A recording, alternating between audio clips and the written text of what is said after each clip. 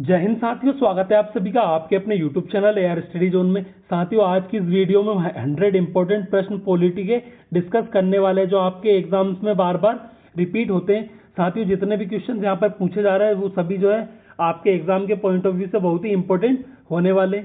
सभी प्रश्न PYQ आपको लास्ट तक बने रहना है और लास्ट में अपना स्कोर कमेंट बॉक्स में जरूर बताना है कि आपके इन 100 इंपॉर्टेंट प्रश्नों में से आपके कितने सही होते हैं। चलिए वीडियो को स्टार्ट करते हैं। आपका पहला प्रश्न है, भारतीय संविधान का हार्ट एंड सोल किसे कहा जाता है? तो यहाँ पर आपका राइट ऑप्शन होने वाला है ऑप्शन सी। अनुच्छेद 32 को जो है संविधान का हृदय और आत्मा कहा था। तो किसने कहा था? ये डॉक्टर BR अम्बेडकर ने। अकॉर्डिंग टू आर्टिकल 32, अनुच्छेद 14 में जो है समानता, अनुच्छेद 19 में स्वतंत्रता और अनुच्छेद 21 में जो है जीवन के अधिकार से संबंधित है। अगला प्रश्न है यहाँ पर आपका, संविधान का संरक्षक कौन है? तो गार्जियन ऑफ कॉन्स्टिट्यूशन कौन है? तो ये आपका सुप्रीम कोर्ट यानी कि सर्वोच्च न्यायालय, ऑप्शन सी राइट हो जाएगा। चलिए अगला प्रश्न देखते हैं साथियों। आपका अगला प्रश्न है आपका, शिक्षा का अधिकार किस अनुच्छेद में है? तो शिक्षा का अधिकार जो है यह आपके आर्टिकल 21A में है। ऑप्शन सी यहाँ पर राइट हो जाएगा। अनुच्छेद 21A के तहत 6 से 14 वर्ष तक के बच्चों के लिए निःशुल्क एवं अनिवार्य शिक्षा को मौलिक अधिकार बनाया गया है। अगला प्रश्न है आपका, प्रश्न नंबर 4, मौलिक कर्तव्य किस संशोधन द्वारा ऐड किए गए हैं? तो मौलिक कर्तव्य जो है आपके 42वां कॉन्स्टिट्यूशनल अमेंडमेंट द्वारा 1976 द्वारा ऐड किए गए। ये भी सरदार स्वर्ण सिंह समिति की सिफारिश पर। चलिए अगला प्रश्न देखते हैं। आपका अगला प्रश्न है प्रश्न नंबर 5, भारतीय संविधान में मौलिक अधिकार किस देश से लिए गए? तो मौलिक अधिकार लिए गए अमेरिका के कॉन्स्टिट्यूशन से। चलिए अगला प्रश्न देखते हैं। और यहाँ से न्यायिक पुनर्वलोकन की अवधारणा भी USA के संविधान से ली गई है, ये भी आपको याद रखना है। अगला प्रश्न है आपका, संविधान की प्रस्तावना में समाजवादी और पंथनिरपेक्ष शब्द किस संशोधन द्वारा ऐड किए गए? तो संविधान की प्रस्तावना में समाजवादी और पंथनिरपेक्ष शब्द ऐड किए गए थे 42वें संविधान संशोधन द्वारा 1976 द्वारा। प्रस्तावना में 3 शब्द ऐड करे गए, समाजवादी, पंथनिरपेक्ष और अखंडता। चलिए अगला प्रश्न देखते हैं। अगला प्रश्न है आपका 7 नंबर, भारत को राज्यों का संघ किस अनुच्छेद में कहा गया है? तो भारत को राज्यों का संघ जो है आपके अनुच्छेद 1 में कहा गया है। अनुच्छेद 1 स्पष्ट करता है कि इंडिया अर्थात भारत जो है राज्यों का एक संघ होगा, यूनियन ऑफ स्टेट होगा। अगला प्रश्न है प्रश्न नंबर 8, भारत का प्रथम नागरिक कौन होता है? भारत का प्रथम नागरिक होता है राष्ट्रपति, ऑप्शन बी राइट होगा। भारत का राष्ट्रपति देश का संवैधानिक प्रमुख और भारत का प्रथम नागरिक होता है। अगला प्रश्न है प्रश्न नंबर 9, राष्ट्रपति की शपथ कौन दिलाता है? तो राष्ट्रपति की शपथ दिलाते हैं भारत के मुख्य न्यायाधीश। चलिए अगला प्रश्न देखते हैं। आपका अगला प्रश्न है आपका, प्रधानमंत्री की नियुक्ति कौन करता है? तो भारत के प्रधानमंत्री की नियुक्ति करते हैं भारत के राष्ट्रपति, ऑप्शन सी राइट होगा। अनुच्छेद 75 के तहत जो राष्ट्रपति लोकसभा में बहुमत दल के नेता को प्रधानमंत्री नियुक्त करता है। चलिए अगला प्रश्न देखते हैं। आपका मंत्रिपरिषद जो होती है वो सामूहिक रूप से किसके प्रति उत्तरदायी होती है? साथियों, ये प्रश्न भी आपका PYQ है। अभी SSC GD के जो एग्जाम्स हुए थे उसमें ये क्वेश्चन पूछा गया था। मंत्रिपरिषद जो है सामूहिक रूप से लोकसभा के प्रति उत्तरदायी होती है। चलिए अगला प्रश्न देखते हैं। प्रश्न नंबर 12, संसद का उच्च सदन कौन सा है? तो संसद का उच्च सदन होता है आपका राज्यसभा। और संसद का निम्न सदन कौन सा होता है? वो होता है लोकसभा। राज्यसभा जो है संसद का उच्च सदन या स्थायी सदन हम इसे कहते हैं, जिसे जो है कभी भंग नहीं किया जा सकता। चलिए अगला प्रश्न देखते हैं। आपका राज्यसभा की अधिकतम सदस्य संख्या कितनी होती है? राज्यसभा की अधिकतम सदस्य संख्या होती है 250, जिनमें से 12 सदस्य जो है राष्ट्रपति द्वारा मनोनीत राज्यसभा के लिए जिनमें से 12 सदस्य जो है राष्ट्रपति द्वारा मनोनीत किए जाते। वर्तमान में यह संख्या जो है 245 है। चलिए अगला प्रश्न देखते हैं। लोकसभा का सामान्य कार्यकाल कितने वर्ष का होता है? तो लोकसभा का सामान्य कार्यकाल होता है 5 वर्षों का, जबकि राज्यसभा के सदस्यों का कार्यकाल जो है 6 वर्ष का होता है। ये भी आपको याद रखना है। अगला प्रश्न है प्रश्न नंबर 15, धन विधेयक किस सदन में प्रस्तुत किया जाता है? तो धन विधेयक जो आपके लोकसभा में प्रस्तुत किया जाता है। धन विधेयक जो है अनुच्छेद 110 केवल और केवल लोकसभा में ही पहले पेश किया जा सकता है। राज्यसभा इसे अधिकतम 14 दिनों तक रोक सकती है। अगला प्रश्न है, धन विधेयक है या नहीं, इसका अंतिम निर्णय कौन करता है? तो कोई सा भी विधेयक धन विधेयक है या नहीं, इसका अंतिम निर्णय करते हैं लोकसभा के अध्यक्ष। ऑप्शन सी राइट होगा। चलिए अगला प्रश्न देखते हैं। अगला प्रश्न है आपका, न्यायिक पुनरावलोकन की शक्ति किसके पास है?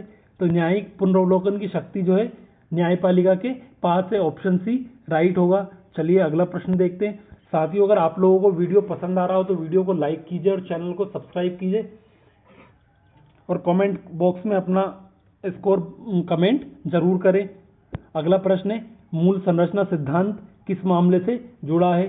तो बेसिक स्ट्रक्चर जो है किस मामले से जुड़ा हुआ है? तो ये आपके केशवानंद भारती मामले से जुड़ा हुआ है। ऑप्शन बी राइट होगा। चलिए अगला प्रश्न देखते हैं। प्रश्न नंबर 19, निर्वाचन आयोग का उल्लेख किस अनुच्छेद में है? तो निर्वाचन आयोग का उल्लेख जो है आपके अनुच्छेद 324 में है। चलिए अगला प्रश्न देख लेते हैं। वित्त आयोग जो है किस अनुच्छेद के तहत गठित होता है? तो वित्त आयोग का अनुच्छेद जो है आपको याद रखना है, ये होगा अनुच्छेद 280। ऑप्शन बी राइट होगा। अगला प्रश्न देखते हैं आपका, भारत में राष्ट्रीय आपातकाल किस अनुच्छेद के तहत लगाया जाता है? तो भारत में जो है राष्ट्रीय आपातकाल लगाया जाता है आर्टिकल 352 के अकॉर्डिंग। चलिए अगला प्रश्न देखते हैं। इससे पहले इसकी एक्सप्लेनेशन देख लेते हैं। युद्ध हो, बाहरी आक्रमण हो या फिर सशस्त्र विद्रोह की स्थिति में जो है अनुच्छेद 352 के तहत पूरे देश या उसके किसी भाग में राष्ट्रीय आपातकाल लगाया जा सकता है।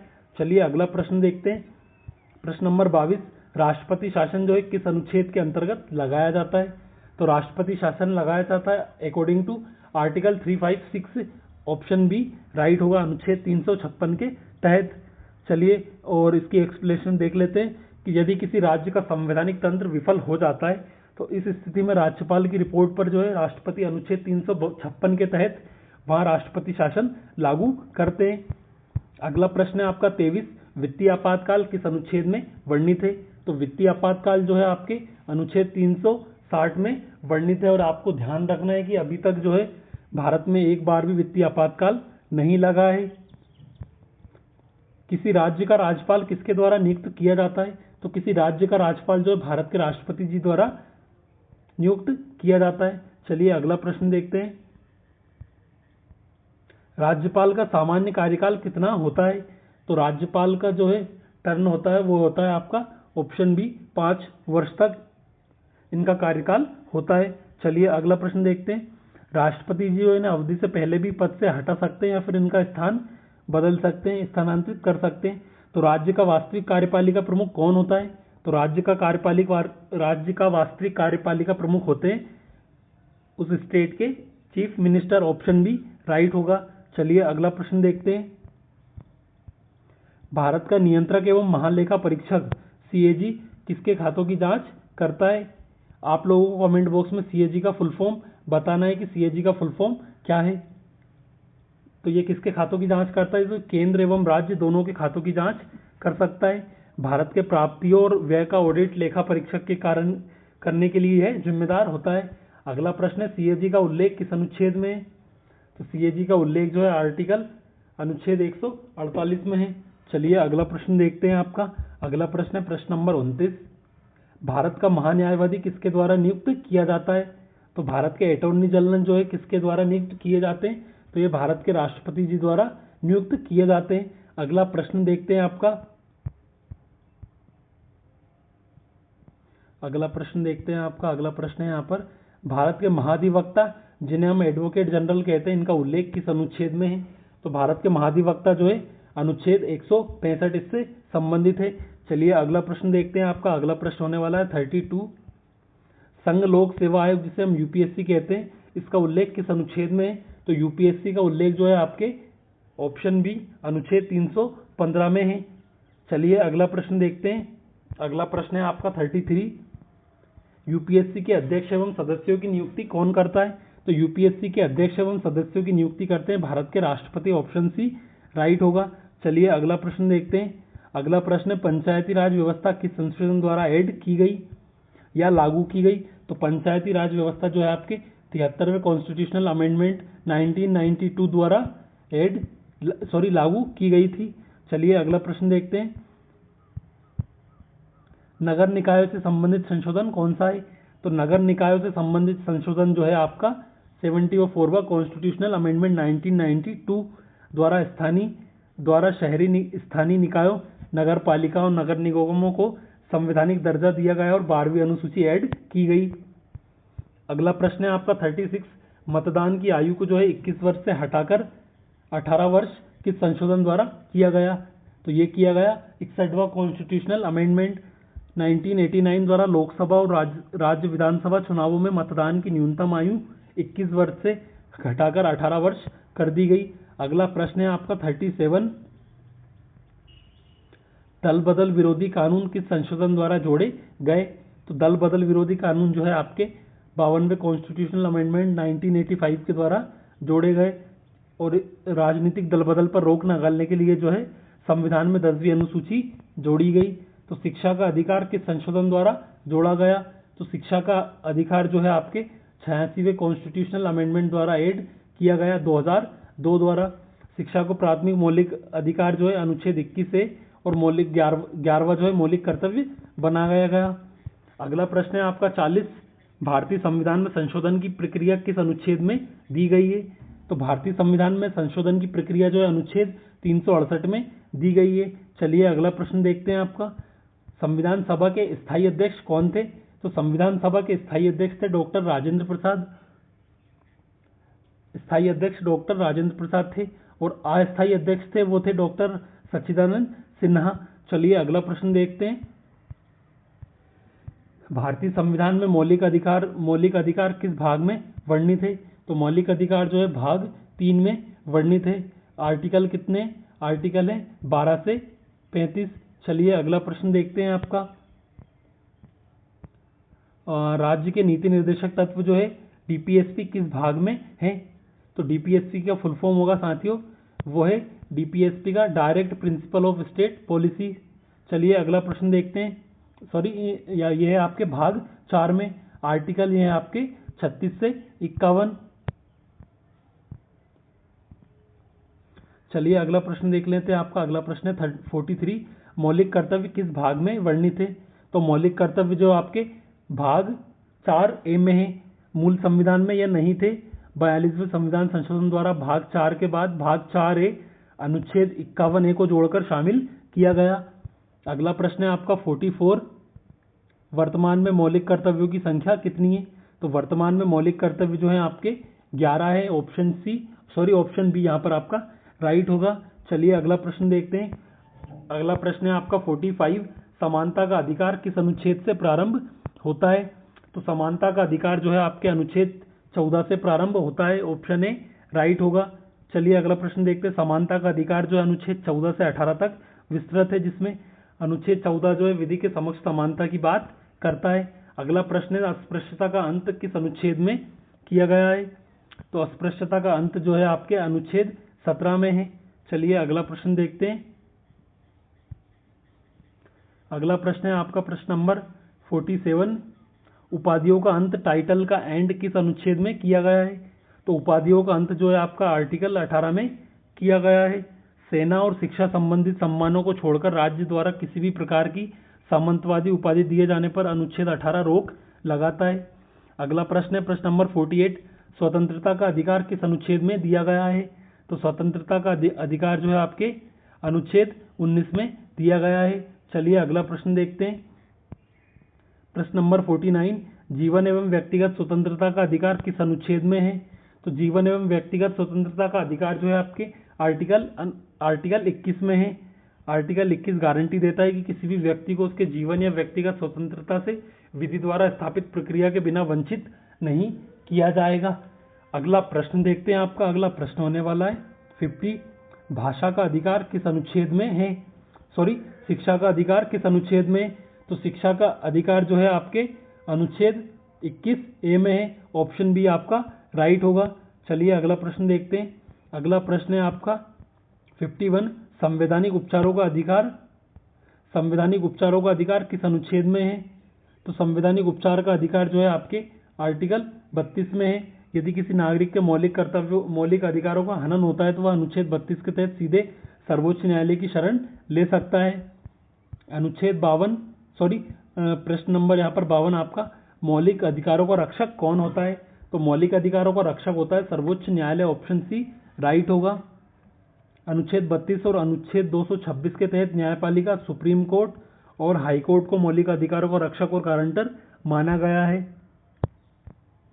अगला प्रश्न है, अवैध हिरासत से मुक्ति के लिए कौन सी रिट जारी की जाती है? तो ये की जाती है हॉबियस कार्पोस, ऑप्शन ए राइट होगा। बंदी प्रत्यक्षीकरण रिट का अर्थ है शरीर को प्रस्तुत करना, यह किसी व्यक्ति को अवैध रूप से बंदी बनाने के खिलाफ जारी किया जाता है। अगला प्रश्न है आपका, परमादेश किस रिट का नाम है? तो मेंडामस का जो है परमादेश नाम है। चलिए अगला प्रश्न देखते हैं, ऑप्शन बी यहाँ पर राइट होगा। परमादेश का अर्थ होता है हम आदेश देते हैं या न्यायालय द्वारा किसी सार्वजनिक अधिकारी को उसके कर्तव्यों के पालन के लिए जारी की जाती है। अगला प्रश्न है आपका 55, किसी व्यक्ति के पद पर अधिकार की जांच के लिए कौन सी रिट जारी की जाती है? तो किसी व्यक्ति के पद पर अधिकार की जांच के लिए क्वा वारंटो जारी की जाती है। अधिकार परीक्षा का अर्थ होता है किस अधिकार से, यह रिट किसी व्यक्ति द्वारा सार्वजनिक पद को अवैध रूप से हथियाने को रोकने के लिए जारी की जाती है। अगला प्रश्न है आपका 56, भारत का उपराष्ट्रपति किस सदन का जो है पदेन सभापति होता है? तो ये होता है राज्यसभा का, ऑप्शन बी राइट होगा। अगला प्रश्न देखते हैं, उपराष्ट्रपति का चुनाव कौन करता है? तो उपराष्ट्रपति का चुनाव जो है संसद के दोनों सदनों के सदस्य करते हैं। चलिए अगला प्रश्न देखते हैं, राष्ट्रपति जो है अपना त्यागपत्र किसे देते हैं? तो राष्ट्रपति अपना त्यागपत्र भारत के उपराष्ट्रपति जी को देते हैं। अगला प्रश्न देखते हैं, उपराष्ट्रपति जो है अपना त्यागपत्र किसे देते हैं? उपराष्ट्रपति जो है अपना त्यागपत्र भारत के राष्ट्रपति जी को देते हैं। उपराष्ट्रपति अपना इस्तीफा भारत के राष्ट्रपति को सौंपता है और यह परस्पर विनिमय की व्यवस्था है। अगला प्रश्न है, लोकसभा अध्यक्ष अपना त्यागपत्र किन्हें देते हैं? तो लोकसभा अध्यक्ष जो है अपना त्यागपत्र लोकसभा उपाध्यक्ष को देते हैं। अगला प्रश्न है, भारतीय संविधान की 10वीं अनुसूची जो है किससे संबंधित है? तो यह है दल बदल विरोधी कानून से। चलिए अगला प्रश्न देखते हैं, भारतीय संविधान की जो है 8वीं अनुसूची किससे संबंधित है? तो 8वीं अनुसूची है भाषाओं से संबंधित, ऑप्शन ए राइट होगा। संविधान की 8वीं अनुसूची भारत की आधिकारिक मान्यता प्राप्त भाषाओं की सूची से संबंध है। तो वर्तमान में कितनी भाषाएं हैं? वर्तमान में जो है 22 भाषाएं हैं। चलिए अगला प्रश्न देखते हैं, 11वीं अनुसूची किससे संबंधित है? तो 11वीं अनुसूची जो पंचायती राज से संबंधित है, 73वां कॉन्स्टिट्यूशनल अमेंडमेंट जो है, और इसमें जो 29 विषय हैं। चलिए अगला प्रश्न देखते हैं, 12वीं अनुसूची किससे संबंधित है? 12वीं अनुसूची है हमारे नगर निकाय से संबंधित। चलिए अगला प्रश्न देखते हैं, अगला प्रश्न है आपका, भारतीय संविधान में वर्तमान में कितनी अनुसूचियां हैं? तो भारतीय संविधान में जो है वर्तमान में 12 अनुसूचियां हैं। चलिए अगला प्रश्न देखते हैं, मूल संविधान में यह केवल 8 अनुसूची थी, लेकिन विभिन्न संशोधनों के माध्यम से वर्तमान में इनकी संख्या बढ़कर 12 हो चुकी है। अगला प्रश्न है, भारतीय संविधान में वर्तमान में कितनी भाषाएं 8वीं अनुसूची में शामिल है? तो वर्तमान में जो है 22 भाषाएं शामिल है। मैंने अभी आपको जैसे पिछले प्रश्न में बता दिया था, लेकिन मूल संविधान में जो है 14 भाषाएं थी, बाद में संशोधन करके 8 भाषाएं और जोड़ दी गई। इसके बाद में अब वर्तमान संख्या जो है 22 हो चुकी है। अगला प्रश्न है आपका 67, संविधान संशोधन विधेयक जो है किस अनुच्छेद से संबंधित है? तो संविधान संशोधन विधेयक जो है आपके आर्टिकल 368 अनुच्छेद 368 से संबंधित है। चलिए अगला प्रश्न देखते हैं, आवश्यकता अनुसार जो है संविधान में संशोधन करने की शक्ति यह अनुच्छेद हमें देता है। अगला प्रश्न है, भारत का सर्वोच्च न्यायालय कहाँ स्थित है? ये है आपके नई दिल्ली, ऑप्शन सी राइट होगा। अगला प्रश्न है, सर्वोच्च न्यायालय की स्थापना कब हुई? तो सर्वोच्च न्यायालय की स्थापना जो है आपके 1950 में हुई। चलिए अगला प्रश्न देखते हैं आपका, भारत के मुख्य न्यायाधीश यानी कि सीजीआई की नियुक्ति कौन करता है? चीफ जस्टिस ऑफ इंडिया की नियुक्ति कौन करता है? तो सीजीआई की नियुक्ति करते हैं भारत के राष्ट्रपति, ऑप्शन सी राइट होगा।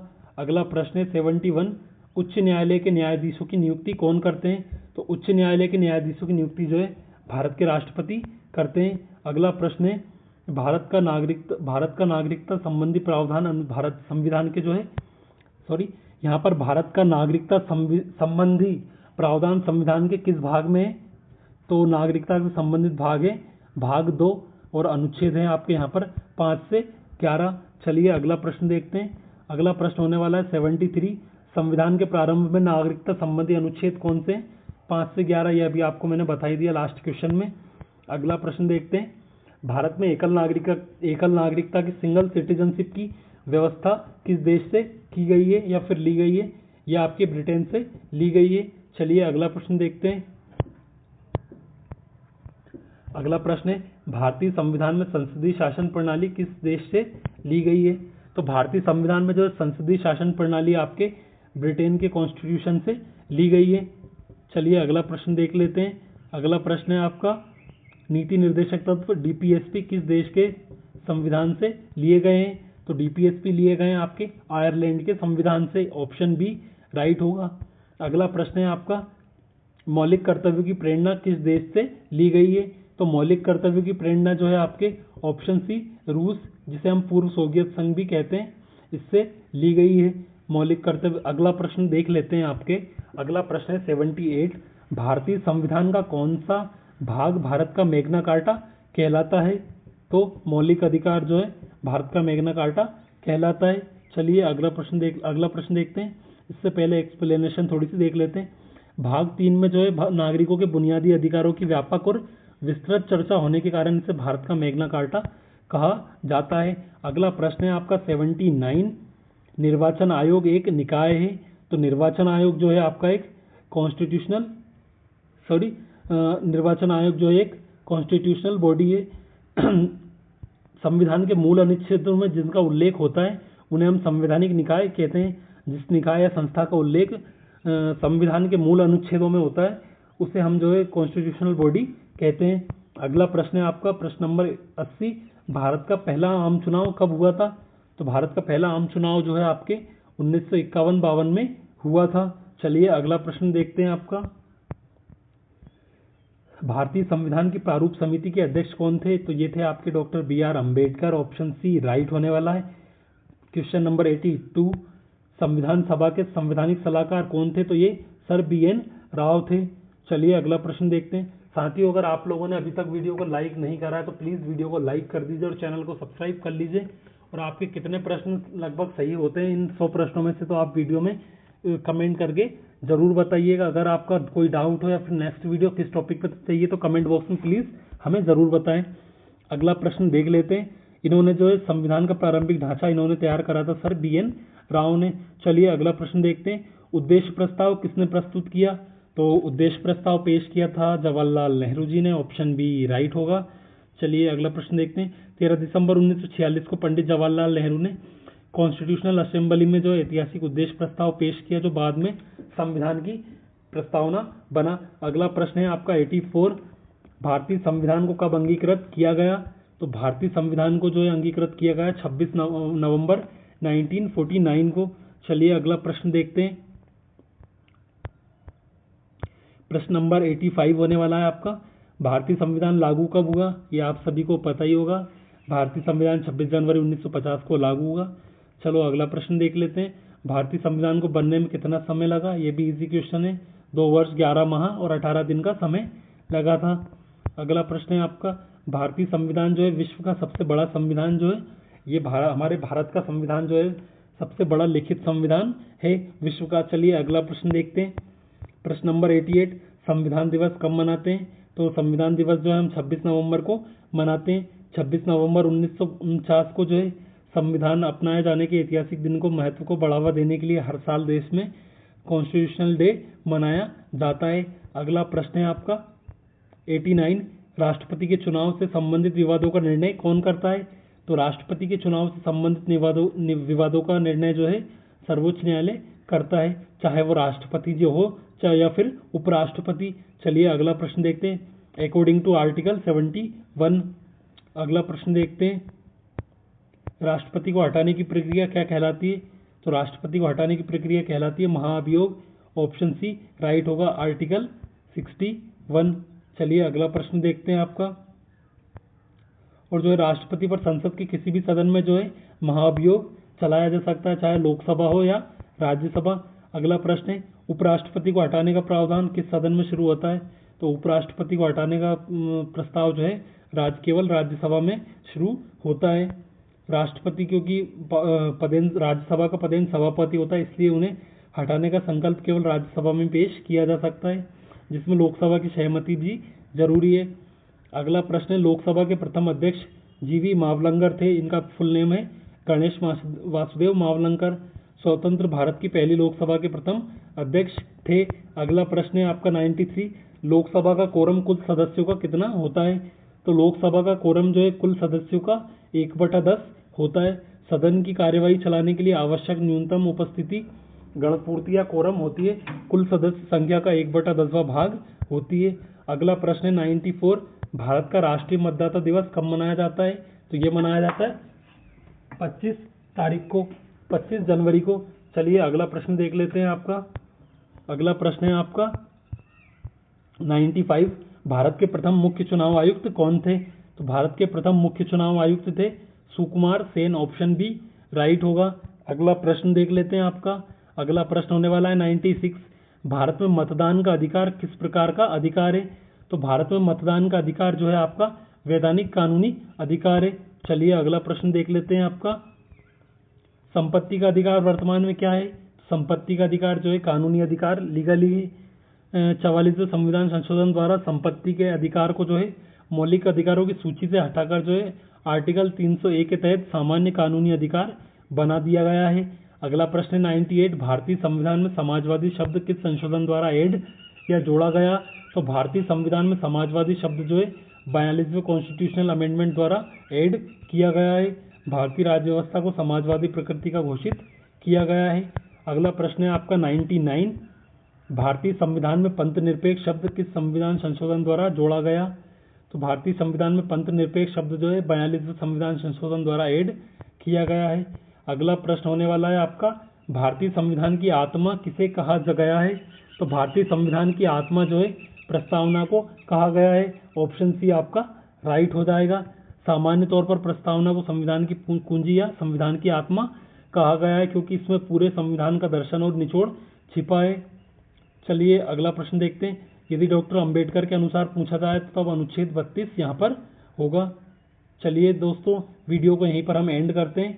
आई होप आपको आज का वीडियो आपको पसंद आया होगा। अगर वीडियो पसंद आया तो वीडियो को लाइक कीजिए और चैनल को सब्सक्राइब कीजिए। आज के आपके इन 100 प्रश्नों में से आपके कितने सही हुए हैं ये आप लोग हमें कमेंट बॉक्स में ज़रूर बताइएगा, और वीडियो को लाइक कर दीजिएगा और चैनल को सब्सक्राइब करना ना भूलें। अगर आपको PDF चाहिए तो आप कमेंट बॉक्स में PDF टाइप कर देना, मैं आपको PDF प्रोवाइड करा दूंगा। चलिए क्लास को यहीं पर एंड कर देते हैं। जय हिंद, जय भारत, वंदे मातरम।